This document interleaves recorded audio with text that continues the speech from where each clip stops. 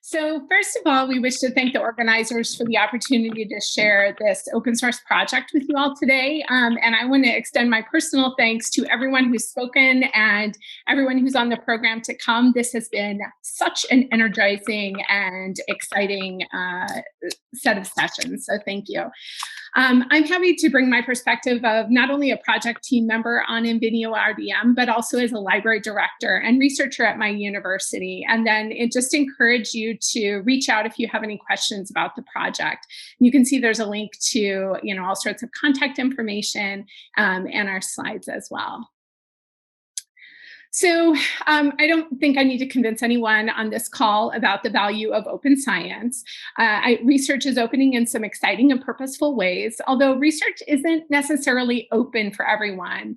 Access to technology and resources can severely impact our practice of openness, as can various financial and social barriers to scientists related to their role and status and academic culture.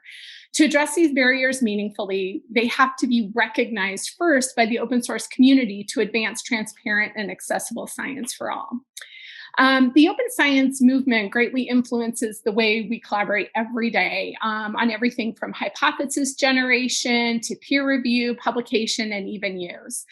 And in addition to the usual discussion about the benefits and challenges of open science, which I've outlined some of them here with some red blocker boxes as well as blue ovals of open opportunity, we also need to dig into some other critical topics. So we need to talk about incentives for groups and individuals to help to support and sustain collaboration and contribution.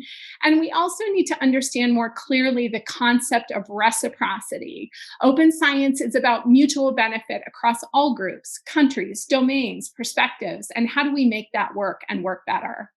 One way of realizing this is by making open infrastructure available that supports and empowers radical participation. And so it's with this spirit that I share InvenioRDM with you today. InvenioRDM builds on a strong foundation of collaboration. Development is accomplished by a large multinational collaboration, which includes the CERN Benito team, our team at Northwestern, and nearly 20 other partners representing big and small academic research funding and industry collaborators from all over the world. Our work is user-driven by carefully understanding user experience through proactive requirements gathering and deliberate incorporation of best practices and standards. On the project homepage, which I've got a screenshot of here, you'll find loads of information about the project if you'd like to learn more about the community resources and regular updates. If you look at the bottom of the page, you'll see that the InvenioRDM project has basically two goals. First of all, we want to build a turnkey research data management repository platform based on the Invenio framework and Zenodo.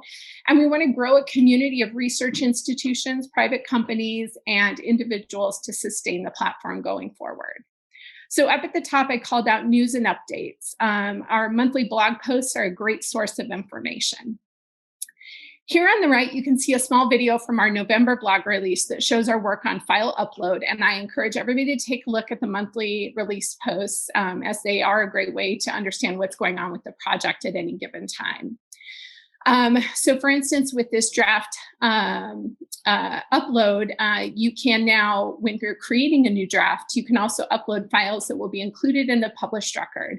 The file uploader, which was developed in this latest release, includes drag and drops files to be uploaded, concurrent uploads by default up to 4 files, setting the default preview file, and completely disabling files to allow for metadata-only records, which has been a really important feature that we've heard a lot of here in the United States for institutions that are implementing data catalogs.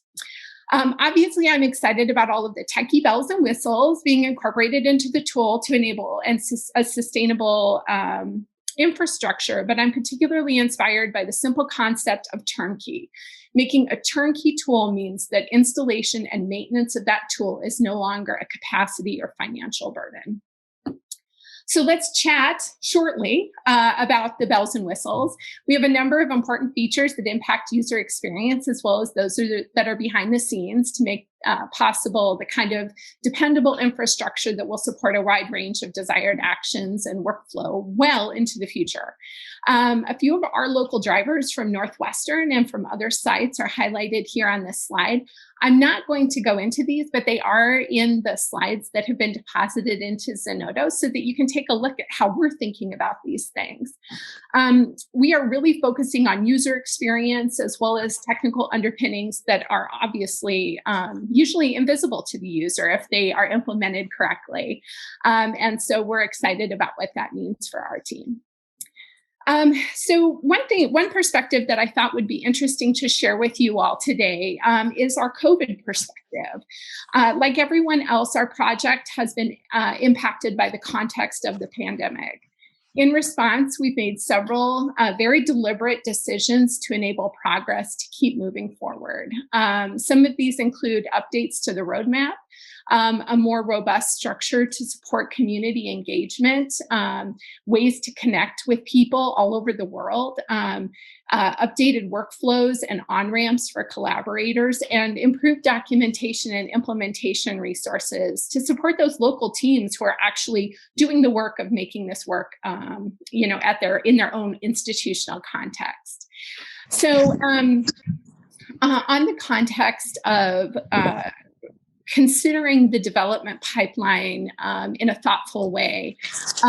Just to share some updated information, we're aiming at releasing a long-term support or LTS version by summer of 2021.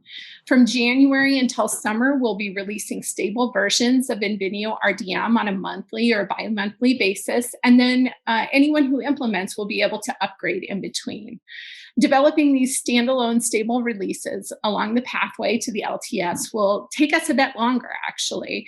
But by implementing this kind of a workflow, we can offer a more stable workflow to everyone, considering the development team, allowing core priorities to be addressed early on, making it easier for new contributors and collaborators to join in on specific short-term goals, which really, I think, features the spirit of an open source collaboration and community.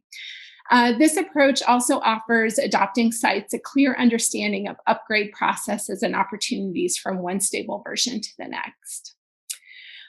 We consider large-scale production validation to have been completed as soon as Zenodo, which I know everyone is familiar with, as soon as Zenodo is running on top of InvenioRDM, which is planned after that LTS release.